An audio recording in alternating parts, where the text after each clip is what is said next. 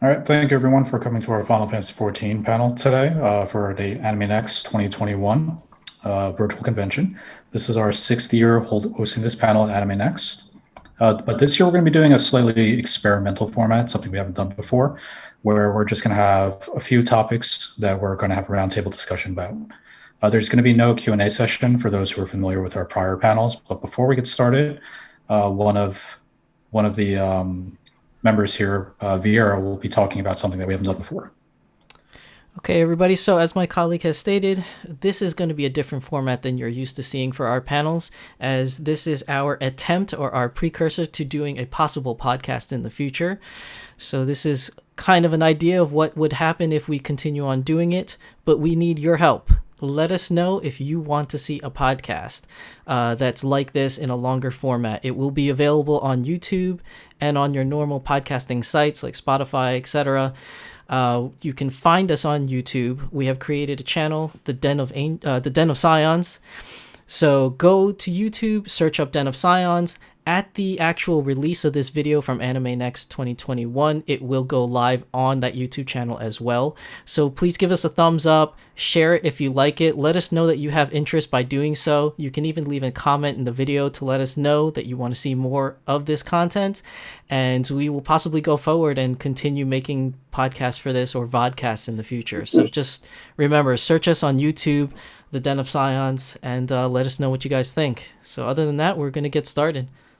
All right, let's get to the agenda for today. So very simple. We're going to have introductions for each person that is on this video, along with a very brief overview of Final Fantasy XIV for those who are unfamiliar with the game. The topics for today will be Endwalker, the upcoming expansion for Final Fantasy XIV, and then two pieces of content that were released during this expansion, the Bajra Front and the Near Collaboration. So with that being said, let's move on to introductions. So I will start off. My in-game name is Leon Silverberg. I'm a longtime fan of Final Fantasy series. I primarily play this game for raiding. I guess most people would consider it hardcore raiding. Don't know if I necessarily agree with that, but I do a lot of casual content with my friends in Final Fantasy XIV as well. This is actually the only MMO that I play and I have played. So I'm primarily a Final Fantasy XIV specialist. All right, and that brings up me. My current in-game name is Vieira Wang. Yes, pun intended. I am an ex-raider. I used to raid endgame with Leon, but I have since stopped doing that for personal reasons. So now I mostly just focus on story or relics or just doing at least EX trials and normal stuff like that, but no longer a raider am I. My MMO experience, I've actually been playing MMOs for a long time. Started with Final Fantasy XI, then World of Warcraft, Terra, Ion, Guild Wars 2, Secret Worlds, Final Fantasy XIV. There's a couple other ones in there that I don't mention because I didn't really play them that much to even care or even mention them. But I really do like the Final Fantasy series, and I'm a huge fan of 14, and I can't wait for the new expansion to come out. So let's get introduction from my next co-host. And my in-game name is Tom Rousseau, inspired by the world-famous filmmaker. I started playing this game about a couple of years ago because I had just finished Nier Automata and was really into it and wanted more, and there was more coming to Final Fantasy XIV, plus a lot of my friends play it. So I'd never played an MMO before. FF14 is my first ever MMO. I play it mostly now for main story and relics and stuff like that. But I'm really looking forward to Endwalker. I still feel like I'm kind of new to the game even after this time, but I'm learning something new every day, every time I play it. All right, so let's move on to our first area of concern, which would be a very brief overview of what Final Fantasy XIV is. So Final Fantasy XIV is part of the Final Fantasy mainline series. It is a massively multiplayer online role-playing game, second of which in the series, the other being Final Fantasy XI. It has an emphasis on the story and the main scenario, similar to other Final Fantasies, and like the other Final Fantasies, it's renowned for its music and cinematic experience. You can currently play the game for free up until the end of its first expansion, Heaven's Ward. Well, first expansion if you count A Realm Reborn as a starting point. But it does require a subscription to play beyond a certain point. There is currently a PlayStation 5 beta going on at the moment with a full release scheduled for later this year. And we are currently on the third expansion, Shadowbringers, with the fourth expansion, Endwalker, also being released later this year. It is a game that currently has over 22 million registered players and has been critically acclaimed, with each expansion going up in score since then. And generally, the way the game works is that a major patch is released about every 3.5 months, which will progress the main scenario and also release new content. So that's basically Final Fantasy XIV in a nutshell. So before we start our first topic, we thought we would show the trailer for Endwalker for those who are not familiar with it. All right, guys, here comes the trailer. Let's get hyped about it.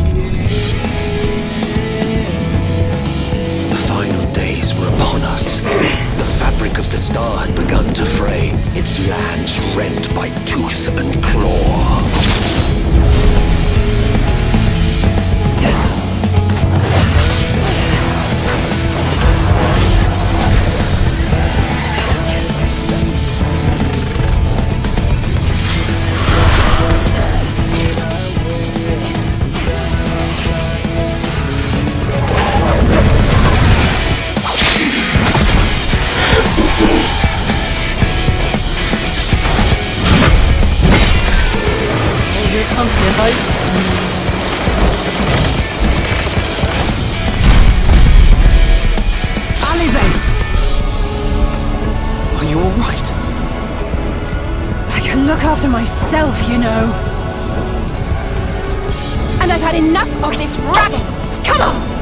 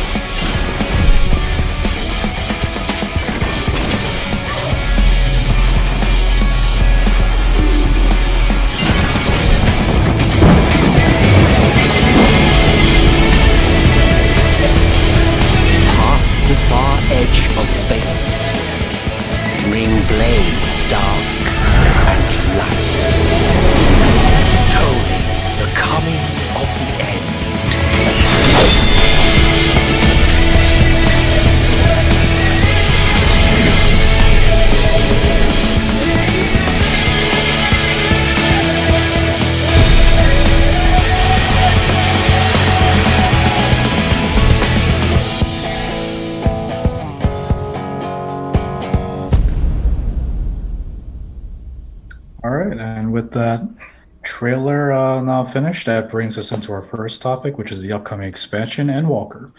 I guess we could start this off with what everyone is looking forward to, or perhaps something that they're looking forward to seeing change. We actually don't know too much about the expansion as of right now, aside from some scenario and background information, along with the introduction of a new job. But aside from that, we're still waiting on additional information that they're going to release on the upcoming FanFest. They're going to do the new release, I think, in May, right? Sometime in May. Yeah, it's going to be May 14th to 15th, I believe. Yeah. So, I mean, we only had the first version of Live Lever, which only gave us like a few things, like Leon said. So what is it that everybody's hyped about? What are you hyped about most, Leon, for this upcoming expansion? I kind of already expect that the main scenario will be interesting. They'll have all the things that I kind of expect from Final Fantasy XIV at this point. Good music, somewhat interesting encounters. I'm sure there'll be changes to jobs and whatnot that I will either like or dislike and complain about. But for me, honestly, the biggest thing that I'm looking forward to, two things. I'm hoping that they streamline and make certain jobs more intuitive. They continue on this path, particularly with the legacy jobs. I think they're doing a good job with the new jobs that they've been introducing, but some of the legacy jobs still feel very unintuitive to me. and perhaps not as smooth, not as fun as it could be. The other thing I'm hoping that they do is that, aside from its focus on the cinematic experience, which is something that they've been kind of trending towards from Stormblood onwards in terms of the content, which I have nothing against, by the way. That's perfectly fine. I also hope that they introduce some more kind of new ways of interacting and playing the game in regards to content. A really good example of this, and perhaps we could talk about it a little bit more later on, would be in the most recent Nier raid, where on the third boss, you basically had to, without saying too much, you had to like assume a different form and interact with the game in that way, which was very Nier-esque. And I kind of like that. And these things don't necessarily have to be like really difficult to do or really high execution in terms of requirements, but just stuff like that, I feel like would be nice to like throw into the game, something to kind of like shake things up a bit. Right. So, I mean, for me, I'm most hyped for the new jobs. Definitely looking forward to playing both the new jobs. For those of you that don't know, like my history of playing Final Fantasy XIV at the least is I change jobs all the time. Like I never really have settled on one specific job for an entire expansion. I usually like halfway through an expansion, I'll switch to something else and make that my main. But one thing I do have to say is that this time around, at least with Shadowbringers, I really enjoy Dancer. And I've played other jobs for fun, but Dancer has been my main and will probably continue to be my main in Endwalker. I don't know, but I actually managed to stay with one job this time with an expansion, at least as my main. But the new jobs I'm looking forward to, which one of them we know of, which is going to be Sage, which is a healer class. And then the other one has already been confirmed as a melee DPS, but we have no idea what that is. I'm assuming that during FanFest in May, that's when we're going to find out what it is. There's a bunch of other people speculating what that job is going to be. But that's like really the main things that I'm looking forward to, aside from getting closure of the story. So, I mean, supposedly, as my colleague over here, Leon, has said, Endwalker is the culmination or whatever, the ending of a story that's been going on since A Realm Reborn and all the other expansions. So, really curious where it's going to take us and how it's going to end. And then also, they did mention in the last live letter, I don't know if you guys remember this or not, but they did say that the ending is just going to comprise all of 6.0. So when they do the first patch from 6.1 onwards is the build up for whatever the possible next expansion is going to be. But typically for every expansion, 5.1, 5.2, and 5.3 ends that expansion. But this time around in 6.0 itself, I believe they're going to end the story and then start the whole new thing, whatever we're going on to after that. So I am excited to see both of those things happen, to see the end and the transition to the new, whatever that may be. But yeah, I mean, speaking of the jobs though, like just kind of backtracking to what I was talking before, we do have a trailer of the Sage job for you guys to see, which we will play for you right now, just since I'm already on the topic.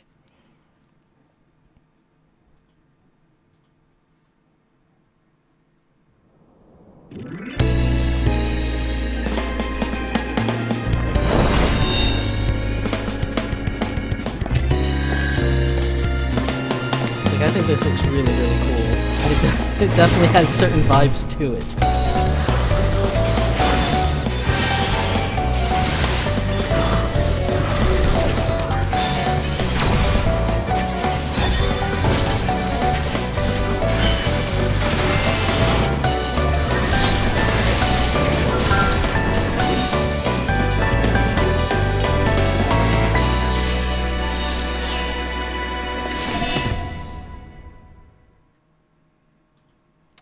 So yeah, I mean, that's the Sage job that we're getting. Like I said before, it's a healer, and from the looks of it from the video, it looks really, really cool. It's very flashy. I think it's very, very flashy looking. It's going to be a barrier healer. So something more akin to Scholar like than White Mage. I mean, because Scholar use shields and barriers, I'm pretty sure it's not going to work the same way. It's going to have its own kick to it. But for those of you that like hots or heals over time, like White Mage has, or Astro in their stance for the hots, this may not be the job for you. But I think it's definitely going to be cool overall. I'm definitely going to try it, even though I don't like shield healers. But I'm curious how it's going to heal. I don't know what you guys' thoughts is on this. Like, is it going to be a barrier, and then when it breaks, it heals people? Or if it's just going to be, like, just a straight-up barrier? We don't really know specifics on how that's going to work out. Will it even come with maybe its own hot? I don't know. But it's definitely interesting, I could say. Personally speaking, from a rating perspective, well, first, I don't like playing healers in Final Fantasy 14, so I don't care about the job. From a gameplay perspective, I actually don't think it'll be particularly interesting. I think it'll be very similar to how Scholar currently plays, except without the pet management. It'll have some shielding functions. It'll probably have a lot of off-global healing options, similar to Scholar. It'll probably be a little bit more simplistic, and it'll have its one damage button and one AoE damage button, just like every other healer.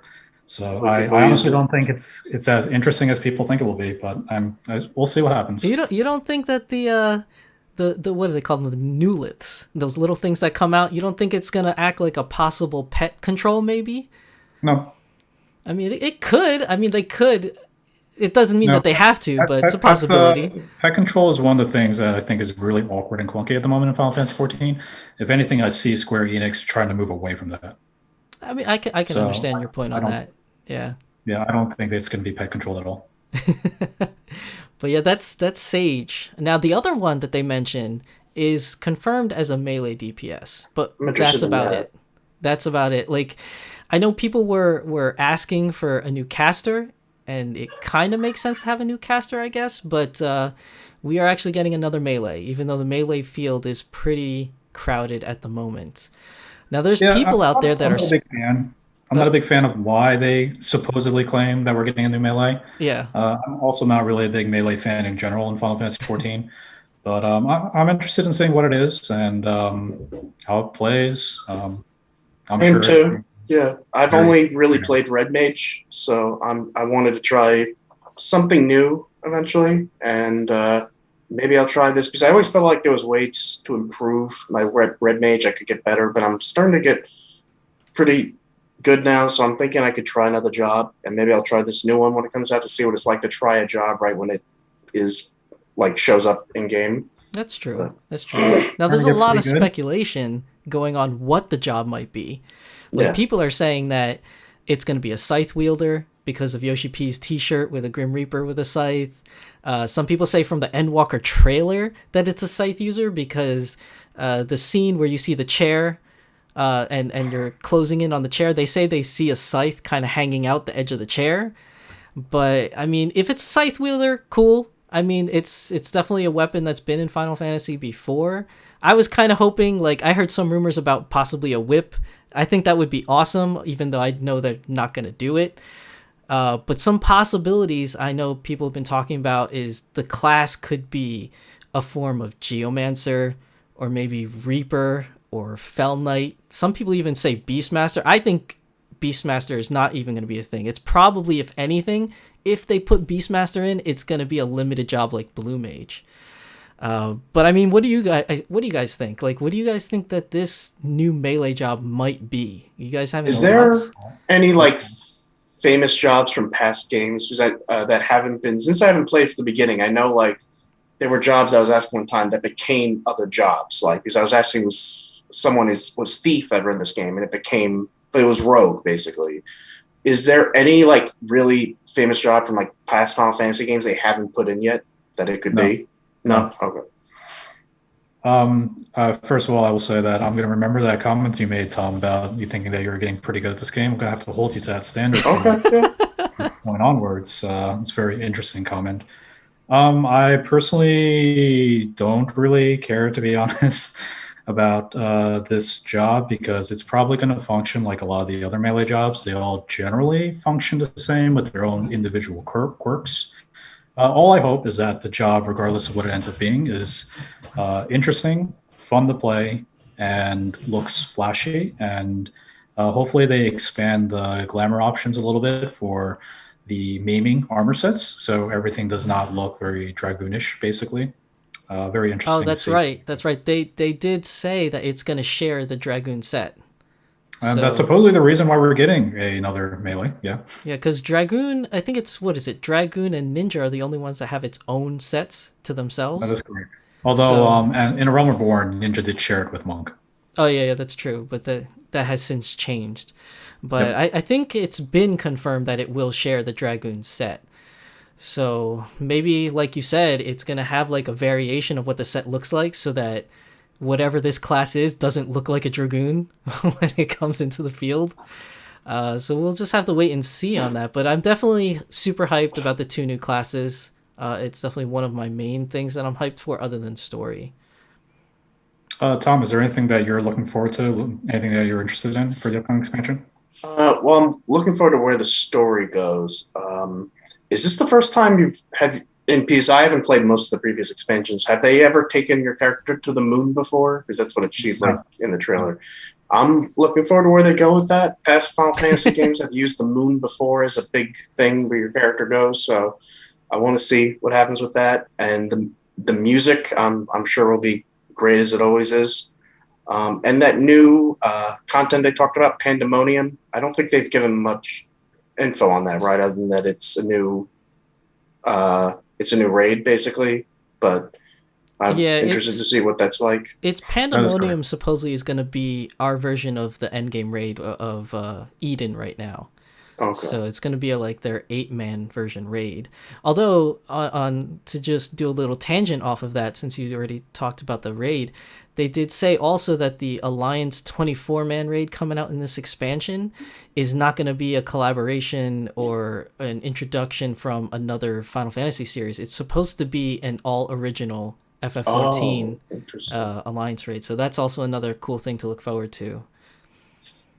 Yeah, we'll talk more about our thoughts on the 24-man situation later on in the video. But I am looking forward to that. I'm looking forward to seeing how that goes. But to me, that's just kind of standard fare. So I just expect a certain level of quality from them and hope that they achieve and maintain it. Yeah, and to go back to Tom's point about the story about going to the moon, so the small things that we do know about it already is that we are going to go to new places, obviously, in this new expansion. One's going to be Radzatan. I don't know how you pronounce that.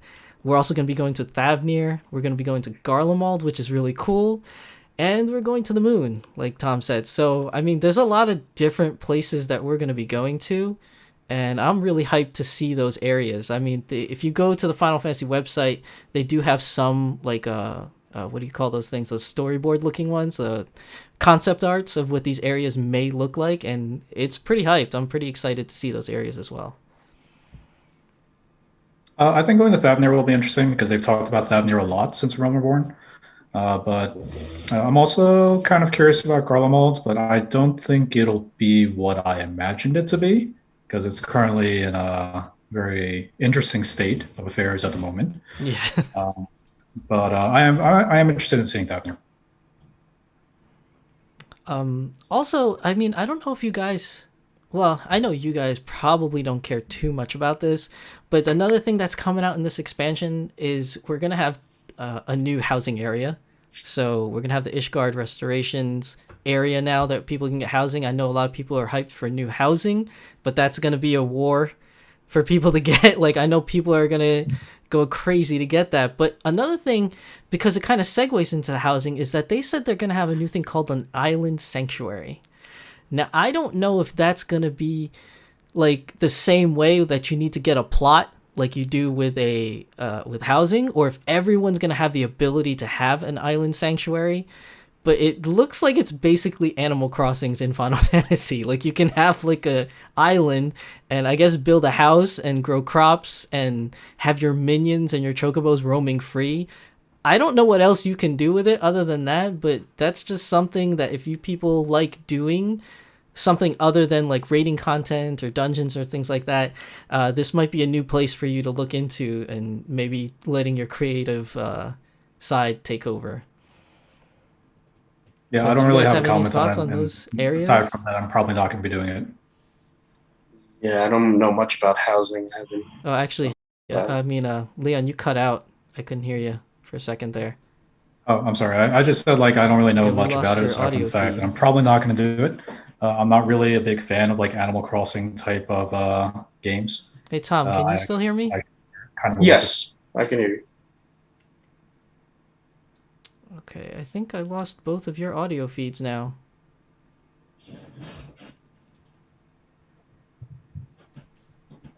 Hello? Hello, hey. Oh, there we Can go. you hear me? No, Yeah. I got you guys back. Okay. We're good. Sorry about that, guys. Technical difficulties. It happens. All right. I guess with that, we could just segue into the next topic then. So the next topic, we're going to be kind of going back at. I see you're excited about this, Tom. Kind of go back and review some of the stuff that's happened in Shadowbringers, and this will specifically be about the Bodrum Front, which is a new type of content that they released in Shadowbringers. And Tom looks raring to go. So, what would you like to discuss on this topic, Tom? Bowser Front. Now, I never played. What was the previous one that was like this? Eureka? Yeah, it was called Eureka. Yeah, and I've heard it was like Baja, but worse. I know Baja has mounts, and I don't think Eureka did. Eureka does have mounts, but you had to meet conditions before you could use the mounts. Oh, yeah, okay. you couldn't use it like straight up.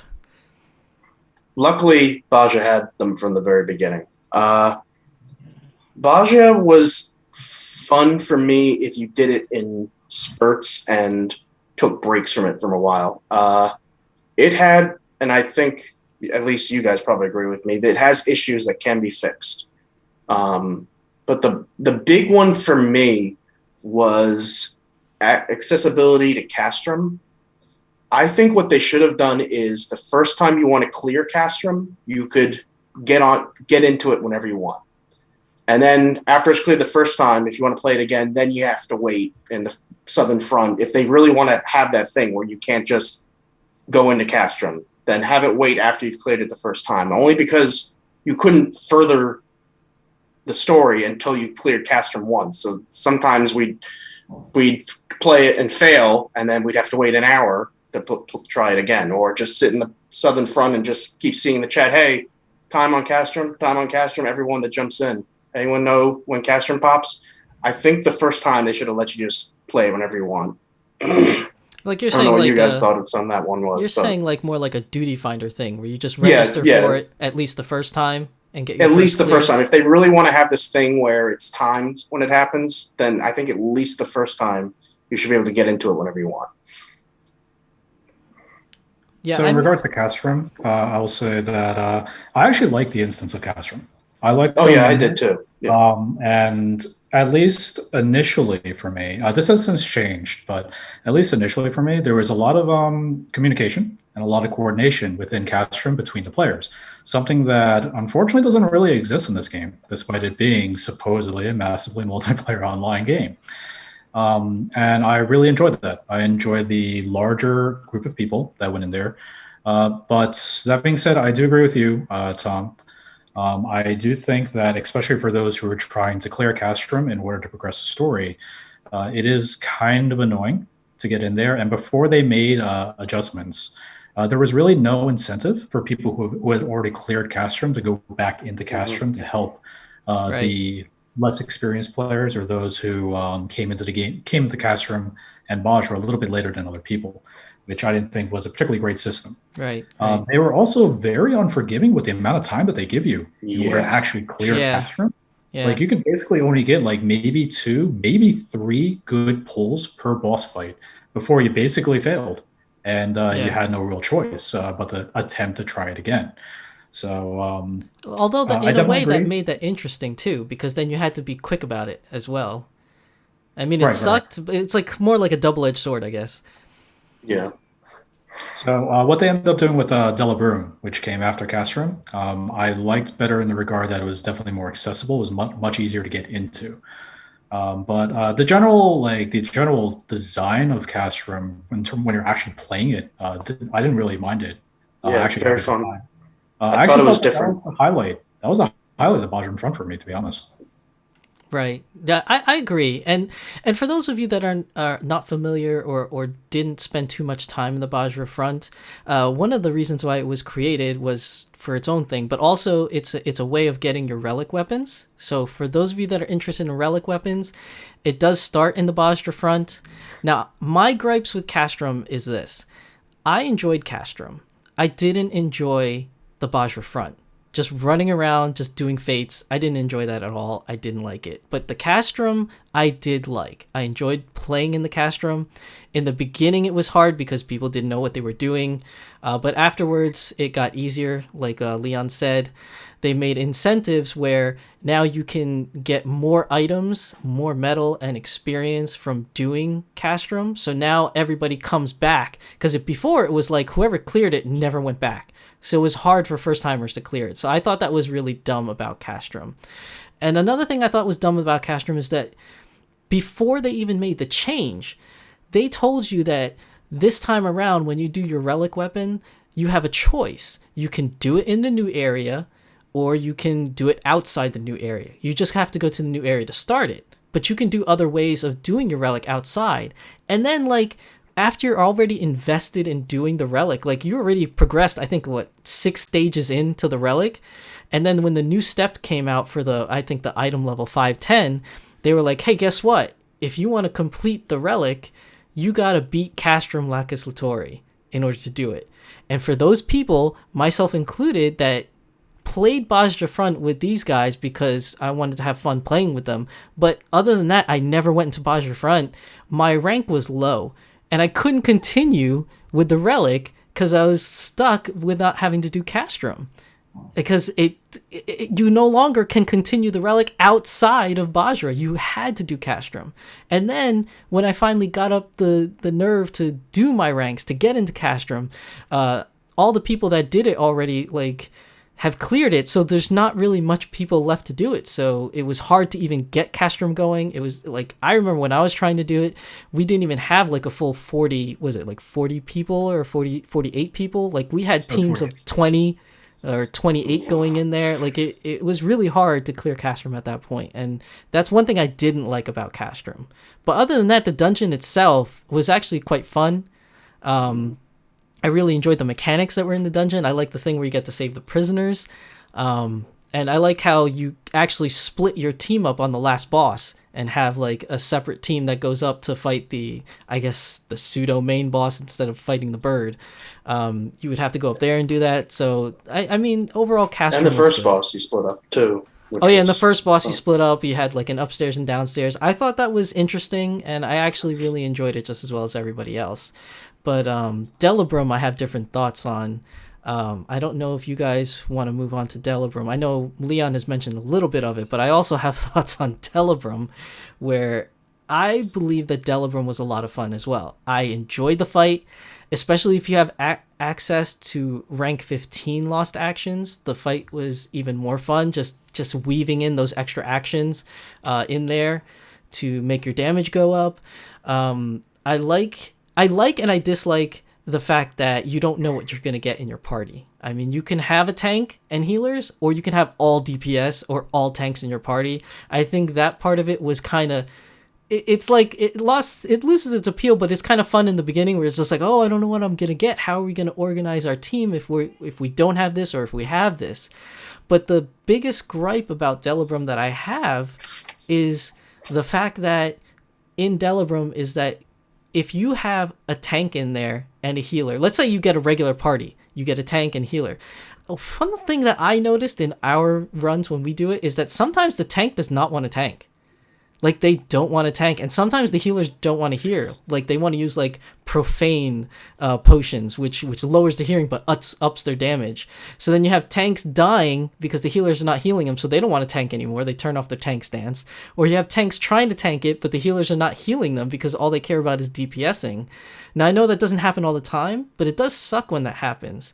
And you run into a problem where if the tanks don't want to do it, then everybody else is dying. All the DPS are dying, and then when that happens, you can't even kick the tank. And then if you kick the tank, you can't even get people to come into Delibrum after the fact. So if somebody gets kicked, or if somebody gets DC'd, or if somebody just leaves Delibrum in like the middle of a run, you're just stuck with whatever you're left with the party. Like, at least for me, I haven't figured out a way. I don't even know if there is a way to add more people like you would in a regular duty finder or dungeon. So it's one of my major gripes about Delibrum. But other than that, the mechanics of the fights were a lot of fun. So going back a little bit to the Bajran front, I thought the Bajran front was okay for what it was. I understand that the development team has limitations on what it could do in terms of battle content in trying to make it as accessible to as many people as they possibly can. I will say that I think the mount speed should be faster. I do think that the enemies aggro onto you and stay aggroed onto you for way too long. Which that's is true. very, very frustrating. If they left when you went to a camp, that would have been an improvement, but they follow you through that. I know, too. they follow you to the camp and they start hitting everybody else. They don't care. Yeah, right, because the camp is not technically considered a safe zone in Bajra. But I also didn't like how bland and ugly the environment was. Yeah, basically like this very rocks and dirt, very like without like really a lot of interesting scenario, like interesting backgrounds to look at, kind of like mud and like dirt and rocks, and occasionally some ruins and like broken down machinery. And so it looked very accurate to like what a World War One like battlefield looked like. I was thinking the same thing. This isn't World War One. It's not supposed to be a historically accurate World War One setting for Final Fantasy 14. But I mean, gameplay wise, I thought for what it was, I thought it was okay. I think that's probably the most fun they could make something like that while still being accessible while using the standard battle system in Final Fantasy 14. So it could be a limitation on the basic battle system that governs Final Fantasy 14. In terms of Delibrum, and I know I don't want to spend too much time on this, but I actually didn't really care for the boss encounters that much, to be honest. I did like the temperature boss. Yeah, the hot cold boss. Yeah. But aside from that, I thought the bosses were just kind of mostly whatever.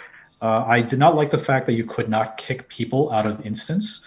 So, and it didn't happen that often, to be fair, but you did come across every now and then a few scumbags who were just trying to like leech their way through clears by effectively doing nothing. That didn't really sit right with me. And maybe I should just stop trying so hard. But I don't like whenever there is either no tank, a tank who does not want to tank, or dead tanks, that I usually end up as a tank, as a DPS. I do not like that. And if you don't go in there prepared to tank as a DPS, you're going to die.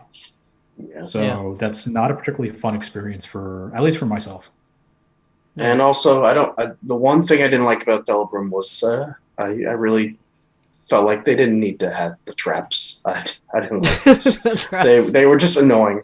Yeah. And especially when you were doing everything right to avoid the trap, but the trap, when someone standing next to you sees it and I guess thinks it's special or something and decides to walk into it and damages you when you were doing anything wrong, because the trap affects like they even people had around nonsense them. Traps. I mean, you had the exploding traps, which pretty much sucks for everybody if you get blown up by it. But then they even put a poison trap. Nobody cared. I see people just purposely running into poison traps. Oh yeah, they don't. They'd what's rather the point of that walk one? through it than like, it's not like it was poisonous where it killed you really fast. Like, even if you left it on, you didn't die. Like, it just brought your health like really far down. But I don't know. I thought that was kind of pointless. Yeah, and the exploding traps were just extremely annoying because sometimes I'd be like, oh wow, I'm almost done. I'm gonna get it without a death, and then I'm like, oh well, never mind. And someone steps on a trap and takes me with them. But yeah, those were annoying. The one thing I did like about Delibrum was I did like the scale of it. It felt like you were going in there with a large party. It felt like what I would think of when I think of raids. It would have been nice if they had maybe more of an exploratory element to it. I think that would have been interesting. But aside from that, I mean, it was okay. It was convenient to get into. You can queue into it via Duty Finder. I appreciate that. Yeah, that was so much better than doing Castrum. Like, trying to find when the next Castrum is. At least with Delibrum, you just queue into it, which was nice. I am a little concerned, though, that they're really there really isn't a lot of motivation to go back into Delibram at the moment. So Yeah. for those who have already completed their requirements to do at least one relic weapon, there is very little reason to ever go back in. I feel like they, at some point, they will make it just like they did Castrum. Like, make it to the point where you want to go back in there, even though you finished a relic, or, like, to make it easier to complete other relics, or maybe just experience points or more metal, for the next area that seems to be coming out. I don't know. But I feel like at some point they might make it so that people want to go back. One of the reasons why Castrum is enticing to do, or to redo rather, is that the coins that Castrum gives you have value. Because not only can you buy the resistance gear, you can then buy the augmentations for the resistance gear. Currently, the coins that they give you in the Lubrum effectively have no value once you buy the gear that you want to buy. Mm-hmm. And it doesn't take that long to get that gear. You know what would be a good thing that they could do is you could use your silver coin currency maybe to buy lost actions instead of using clusters. That would be interesting.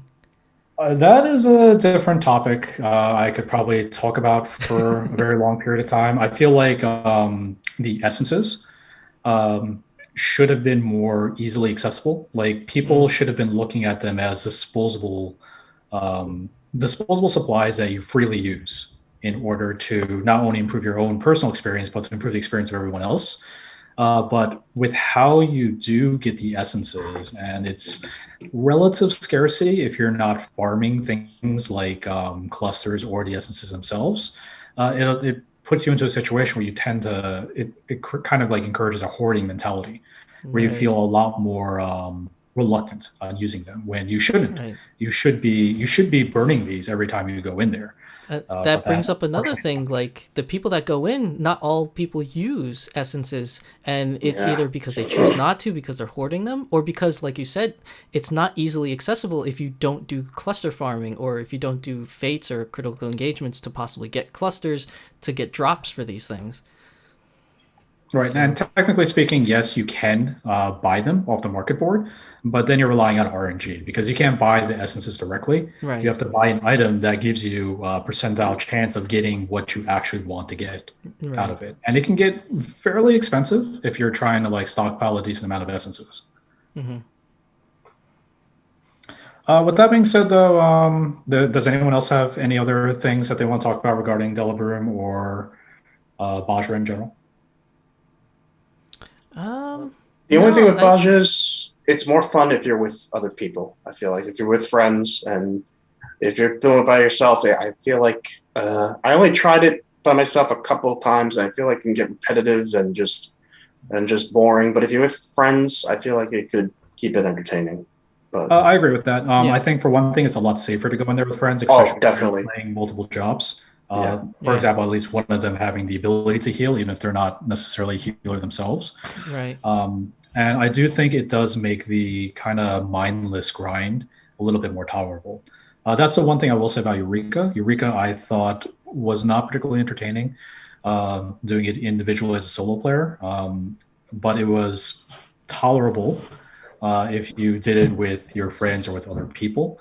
At least until you got to the more interesting parts of Eureka, which unfortunately were too far into it to make it worthwhile for a lot of people. Yeah, I didn't like Eureka at all, so I didn't get far at all. I hated it. Like, the Bajra front is just basically Eureka again, but a little bit better and more tolerable, in my opinion. But there are people out there that absolutely love Eureka. So, I mean, to each his own. To each his own. Yeah, no, I agree. They're free to like whatever they whatever they want to like. And there's probably a group of people that absolutely love Bajra, like, and everything about it. So, and that's Vera and I know firsthand how enthusiastic some people can be about Eureka, even if we did not necessarily share that enthusiasm. That's true. But we're not calling them out or anything, so we'll move on. We'll move on. It's not about them. So the next topic that we want to talk about was Nier. The Nier collaboration. So the Nier collab, technically Bajra is actually not over yet. There's actually a part of Bajra content that has not been released yet. So we don't actually have finalized thoughts on that, which includes a new zone actually. But the Nier collaboration is now over. So before I really go into this, I want to preface this by saying that I'm a really big fan of the Nier series and of Yoko Taro's works in general. Yoko Taro being the director of Nier and the Dragon Guard series, his most famous games. And I'm also very familiar with Final Fantasy XIV. On the other hand, Tom really likes the Nier series. Not as familiar with Dragon Guard, but is also not as familiar with Final Fantasy XIV.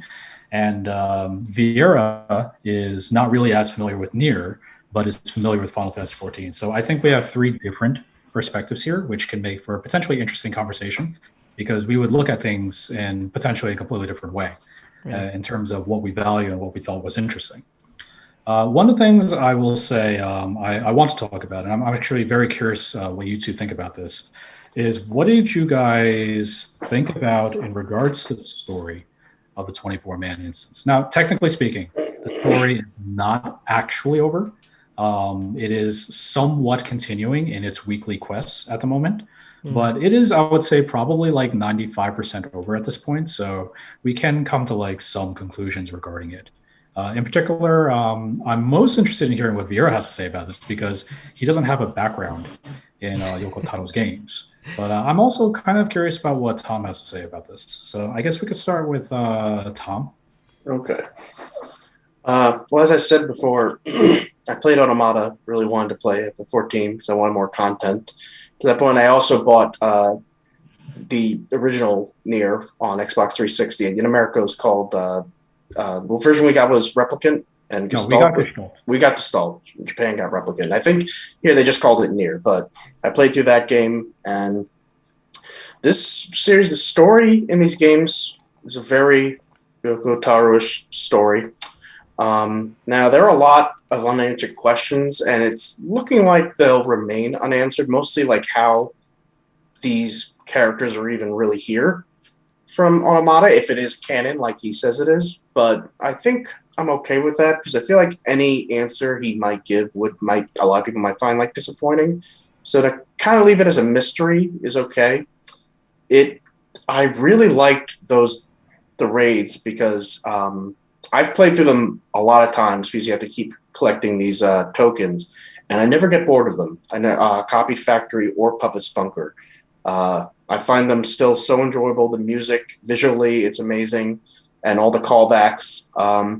The one thing that surprised me is he didn't really make any callbacks to Nier Gestalt until this most recent dungeon, really. And he also made references to Dragon Guard, which I didn't understand, but Leon explained them to me because I haven't played those games. I thought there'd be more, though. I thought there'd be more. There's a certain character from the series who I thought would pop up in some way. For those of you who don't know what I'm talking about, I mean Emil, because Yoko Taro wears his face on his head constantly. I just felt like there'd be something from him in the game, and I guess it's possible that could still be to come, but probably not. I didn't think his character would actually show up. I thought maybe it'd just be like glamour or something involving him. But yeah, I've really liked this collaboration. I've really liked, and I'm still playing, I really like this new dungeon, the third one. But I think if I had to pick one, it's close. I probably like Copied Factory the best, though. But really, okay, yeah, okay. but it's hard for me. But I like the setting and the visually better in Copied Factory. I kind of like the gameplay mechanics better in Puppet's Bunker and this new one. So it's really all three. I love all three. I can't really choose one. It's just certain things I like in one better than the other two. But what? Vera, so there was a lot to unpack there, and that's way more than what I actually asked for. Oh, but, sorry. Feel free to basically you can respond the same way that Tom did. So okay, I'm touch and go with Nier. So my background, just to let you guys know, is I wanted to play the game Nier Automata for a long time, but I just never did because I didn't want to buy it. And Leon over here was nice enough to give me his copy, which I still have not yet to return because of COVID. Which I remember. I still have it, but I completed the very generic story. Like, I think I got the generic ending you could get when you complete it, but I've never I don't gone even know through... what that means, but I know where you are in the game. I never got through the whole game in its entirety, so there's a lot that I'm missing. And there's a couple of reasons for that, because The gameplay was fun. I enjoyed the gameplay, but the story didn't really interest me as much. It didn't grab me as much as with Tom or Leon. But the gameplay was nice.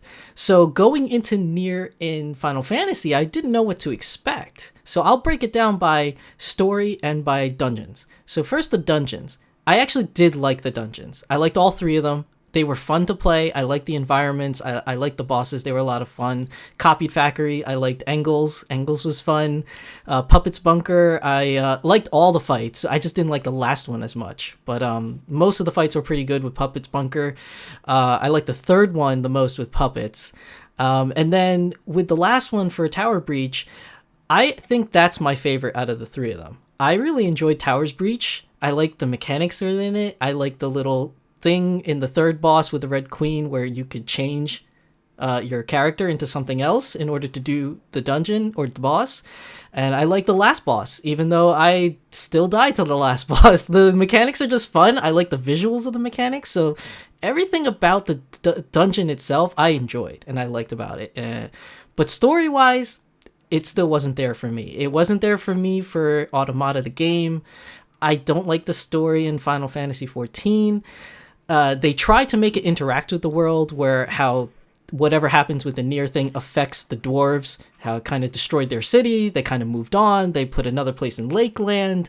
Like, there is an interaction with the world as opposed to the other 24-mans that didn't have too much impact on what's going on in the world other than the Crystal Tower itself. But I don't know. I wasn't really feeling the story. And then the characters for Anog and Konog, I didn't really care much for. It was a cool thing to see when you, I don't know about spoiling too much, but the cool thing to see in the story when you saw your original Nier characters that you were playing with, and then another group of Nier characters, you know, introduced in the next part of the story. I thought that was kind of cool, the change up, because as someone that didn't really play much of Automata and didn't get that far into it, that was all new for me to experience, and I did enjoy that part. But it's a love-hate relationship with Mir for me. It's story-wise, I didn't enjoy it, but dungeon-wise, I did like it a lot. So, unfortunately, we're running out of time. I have a lot of things I could say about this. I have very strong feelings about this, unfortunately. But to summarize it really quickly, and perhaps it's something that I could explore more in depth if we were to do another episode of this at some time, perhaps like on a YouTube channel that has been mentioned at the beginning of this video, and perhaps will be mentioned again sometime at the end of this video. Perhaps you can check that out at some point. But anyway, I will say that I did not like how the story was implemented into Final Fantasy XIV. It does not feel natural. I felt like the story was actually about the dwarves, and the Nier characters and setting were just there as a plot device to move things along with the dwarves.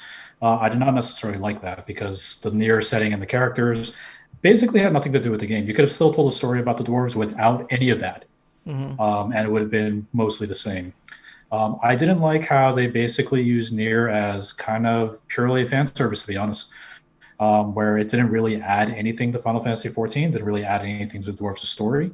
Now, I don't mind the fan service. I think that the Final Fantasy XIV arrangement of the Weight of the World in Copied Factory was fantastic.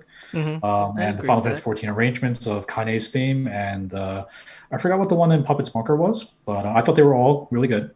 I didn't necessarily agree with the use of music. I'm a really, really big fan of the music in the Dragon Guard and Nier series, but I didn't necessarily think that the use of music was appropriate in all the scenes that they were used, both in the story and in the dungeons themselves.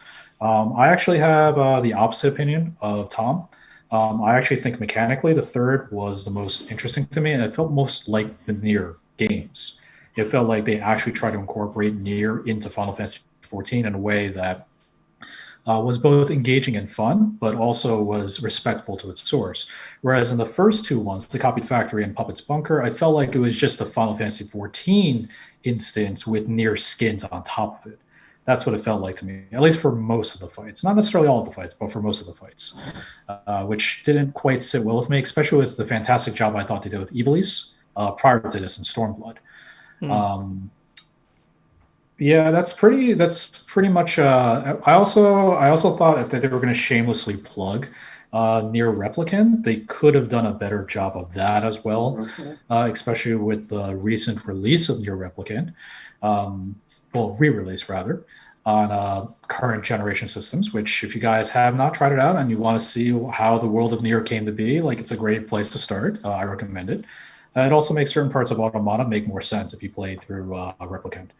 So, well, there's still parts of the story that's going to be updated in these weekly quests. Maybe they might hint some Replicant in there. I don't know.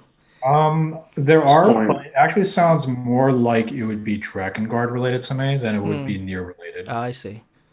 And which is a very awkward thing to put in. I remember making a joke early on saying that Yoko Taro will want to try to retcon all of his prior games because he hates his current success. So he would want to erase it from existence. And I always joke that we would eventually have to go back to 0, which is a Dragon Guard 3 reference, and effectively do what could not be done back in Dragon Guard 3.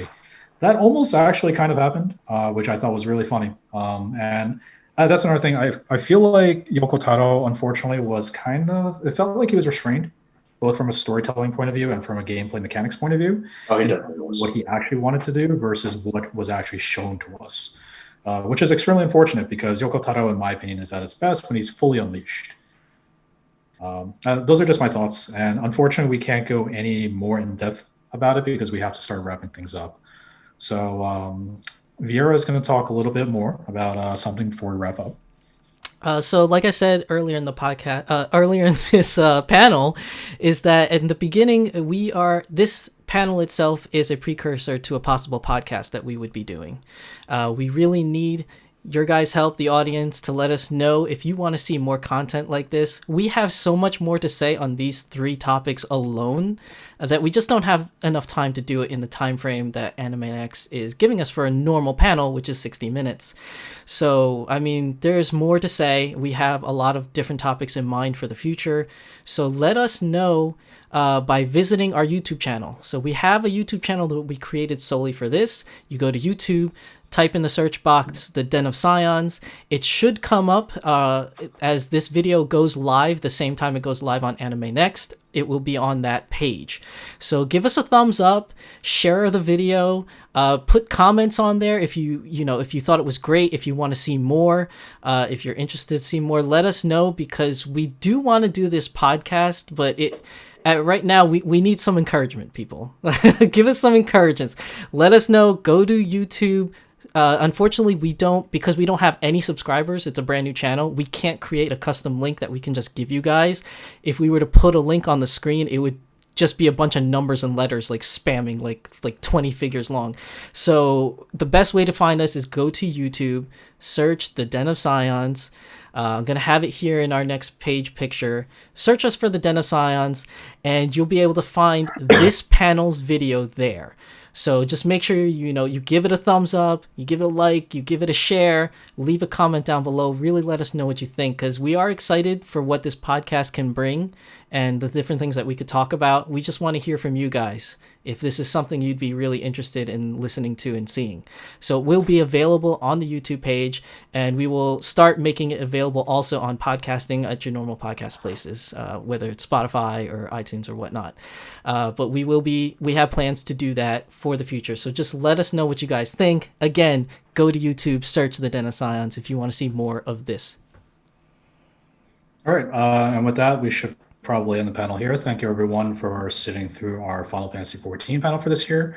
Hopefully next year, if we decide to do this panel, it could be in person. Yes, we're hoping for in person again, because as much as this is fun, we do like seeing you out there and interacting with the crowd. Yeah, I completely agree with that. But if not, we will do this virtually again if necessary. So at least for me, thank you for watching our panel. Thank you, everybody. Thank you, and also, last thing, the Den of Scions could be changed. We're not 100% sold on this title yet, so just let us know also in the comments if that's something that you would like to see, or if you're cool with this name, as it is temporary for the time being, but we'll see how it goes. So thanks again, everybody, for coming, and thank you, Anext, for having us present this panel.